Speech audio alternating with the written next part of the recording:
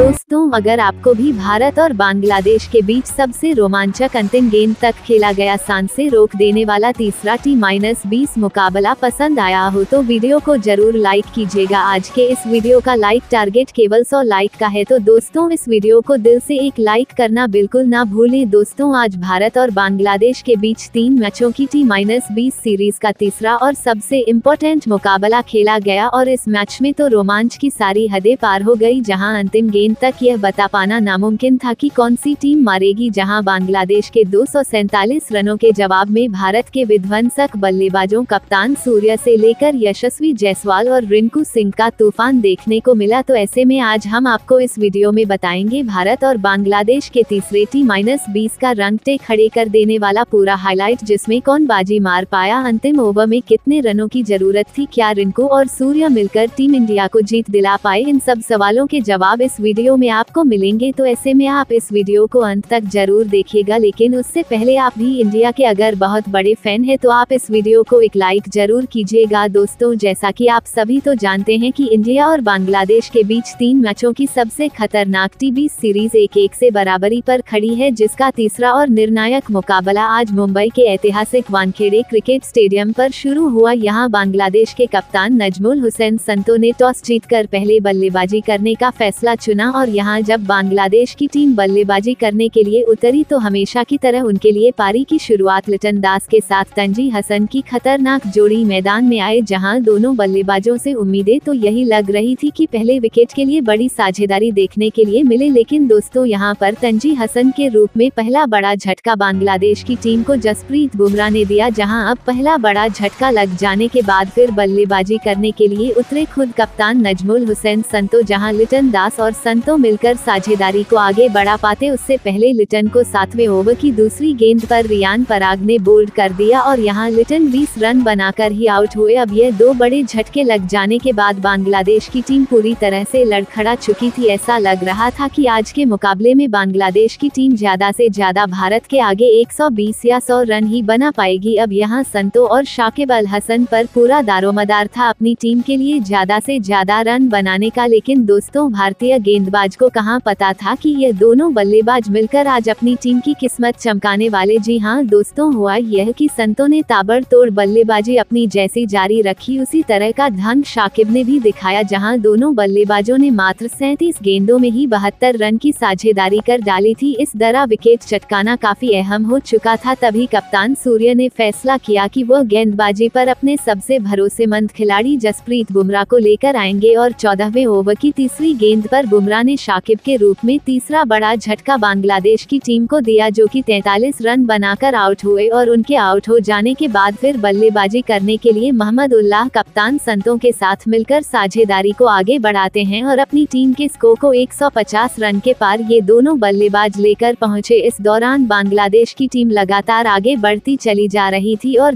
दूसरी तरफ संतों का बल्ला रुकने का नाम नहीं ले रहा था। उन्होंने मात्र 34 गेंदों में ही भारत के खिलाफ 74 रन ठोक डाले थे। अब यहां से मैच पूरी तरह फंस चुका था। तभी अर्शदीप ने आकर 17वें ओवर में संतों का विकेट गिराया, जो कि 74 रन बनाकर इस मुकाबले में आउट हुए और संतों का विकेट गिर जाने के बाद भारतीय टीम को चैन की सांस आई, लेकिन मोहम्मद उल्लाह ने साथ ही बल्लेबाजों के साथ मिलकर अपनी टीम को 200 के पार पहुंचाया। इस दौरान मोहम्मद उल्लाह ने जहां 33 रन बनाए और बांग्लादेश की टीम 20 ओवर में 6 विकेट के नुकसान पर भारत के खिलाफ 245 रन बनाने में कामयाब रही। इस दौरान भारत के लिए सबसे ज्यादा 4 विकेट जसप्रीत बुमराह के नाम रहे, तो वहीं एक विकेट अर्शदीप और रियान पराग के नाम रहे। अब दोस्तों बारी थी भारतीय बल्लेबाजों की इस मैदान पर कुछ चमत्कार कर दिखाने कि दोस्तों टीम इंडिया को विस्फोटक शुरुआत दिलाने के लिए यशस्वी जायसवाल के साथ खतरनाक अभिषेक शर्मा की तूफानी जोड़ी मैदान में उतरी थी। ऐसा लगा था कि ये दोनों खिलाड़ी टीम इंडिया को ताबड़तोड़ शुरुआत दिलाएंगे, लेकिन अभिषेक शर्मा इस मुकाबले में एक बार फिर जल्दबाजी कर बैठे। वो गेंदबाज के बिछाए जाल में फंस गए और फील्डर को अपना आसान सा कैच दे लेकर इस खिलाड़ी को पवेलियन लौटना पड़ा। हालांकि उन्होंने शुरुआत तो शानदार की थी, लेकिन फिर भी वह इस मैच में केवल 9 रन बनाकर पवेलियन लौट लौट गए। अब दोस्तों अभिषेक का विकेट गिर जाने के बाद भारतीय टीम काफी ज्यादा दबाव में आ चुकी थी। अब अभिषेक जब आउट हुए तो बल्लेबाजी के लिए उतरे खुद कप्तान सूर्य, जहां सूर्य और यशस्वी जायसवाल पर हर किसी की निगाहें थी कि ये दोनों बल्लेबाज दूसरे विकेट के लिए कितने रन जोड़ पाते हैं। इस दौरान सब कुछ सही चल रहा था। शाकिब अल हसन के ओवर में सूर्य ने एक के बाद एक लगातार 3 गेंद पर 3 खतरनाक लगाकर टीम इंडिया को तूफानी रफ्तार से आगे बढ़ाना शुरू कर दिया था। दूसरी तरफ यशस्वी जायसवाल का बल्ला दहाड़ रहा था। 6 ओवर में टीम इंडिया ने 68 रन बनाए तो देखते ही देखते 8 ओवर में भारतीय पारी 90 रनों के पार खड़ी थी। इन दोनों खिलाड़ियों के बीच 100 रनों से अधिक की मजबूत पार्टनरशिप हो चुकी थी। दोनों तरफ से दोनों खिलाड़ी केवल चौके और से ही बात कर रहे थे। इसी बीच कप्तान सूर्य ने अपना तूफानी अर्धशतक केवल 30 गेंद में ठोक दिया, जो टीम इंडिया की जीत के लिए बेहद महत्वपूर्ण माना जा रहा था। इन दोनों ने भारत को मैच में मजबूत स्थिति में लाकर खड़ा कर दिया था। लेकिन दोस्तों यशस्वी जायसवाल भी अपनी साझेदारी को ज्यादा देर तक आगे नहीं बढ़ा पाए और 49 रन बनाकर वो आउट हुए। अब पूरी जिम्मेदारी भारत के 2 सबसे खतरनाक T-20 बल्लेबाज रिंकू सिंह और सूर्य कुमार यादव के मजबूत कंधों पर आ चुकी थी मैच जिताने की, क्योंकि इनके अलावा कोई और बल्लेबाज भारतीय टीम को जिताने का दम रखता नहीं था। अब दोस्तों यहाँ T-20 के शूरवीर सिंह रिंकू सिंह ने भी आते ही अपने विस्फोटक अंदाज में एक तरफ से बांग्लादेशी गेंदबाजों की बेरहमी से कुटाई करनी शुरू कर दी। दोनों मिलकर साझेदारी को आगे बढ़ाते हुए अंतिम ओवर तक ले जाते हैं, जहां सबसे खास बात तो यह थी कि सूर्य कुमार यादव आज कमाल की लम्हे नजर आ रहे थे। उन्हें रोक पाना आज किसी भी गेंदबाज के बस की बात नहीं हो पा रही थी। यहाँ तक कि रिंकू भी दूसरी तरफ खड़े खड़े केवल उनकी खूबसूरत बैटिंग का आनंद उठा रहे थे। उन्होंने सबसे पहले तो मात्र 30 गेंदों में अपना अर्धशतक पूरा किया और अर्धशतक जड़ने के बाद वह अपने शतक की ओर आगे बढ़ चले। इस दौरान अंतिम ओवर तक जब मैच पहुंचा तो भारत को मुकाबला जीतने के लिए 6 गेंदों में 21 रन की दरकार थी। अब स्ट्राइक पर रिंकू सिंह थे। बांग्लादेश की तरफ से अंतिम ओवर लेकर आए थे मुस्तफिजुर रहमान। अब यहाँ पहली गेंद मुस्तफिजुर ने यॉर्कर लेंथ पर डाली, जो कि रिंकू से पूरी तरह से मिस हो गई और कोई रन नहीं मिला। अगली गेंद पर रिंकू ने 2 रन भागे और फिर यहाँ से भारतीय टीम को 4 गेंदों में 19 रन की दरकार थी। रिंकू अभी भी स्ट्राइक पर मौजूद थे और दोस्तों रिंकू सिंह शॉट लगाने की कोशिश तो बहुत कर रहे थे, लेकिन उनके बल्ले पर गेंद टच नहीं हो रही थी, जिसके चलते यहाँ बांग्लादेश की टीम पूरी तरह से फुल फॉर्म में थी कि वही इस मुकाबले को जीतेंगे। लेकिन दोस्तों जैसे तैसे करके तीसरी गेंद को लेग साइड की तरफ खेलकर रिंकू ने 1 रन भाग लिया और अब स्ट्राइक पर आ गए हमारे सबसे बेस्ट अभी तक के फिनिशर खुद कप्तान रिंकू सूर्या। जहां सूर्या को 3 गेंदों पर 3 तूफानी लगाने थे और तभी भारत की टीम मुकाबला जीत पाती, क्योंकि 3 गेंदों पर 18 रन भारत को चाहिए थे। अब चौथी गेंद पर सूर्य ने सामने की तरफ जड़ दिया। 5वीं गेंद पर डीप कवर्स के ऊपर से एक और आसमानी जड़कर सूर्या ने भारतीय टीम को जीत की दहलीज पर पहुंचा दिया। अब 1 गेंद शेष मात्र बची हुई थी और मैच जीतने के लिए 6 रन चाहिए थे। सूर्य बखूबी जानते थे कि मुस्तफिजुर वाइड यॉर्कर लेंथ डालने की कोशिश करेंगे और इसीलिए सूर्या ने पहले से ही अपनी आंखें जमा रखी थी और अपने बल्ले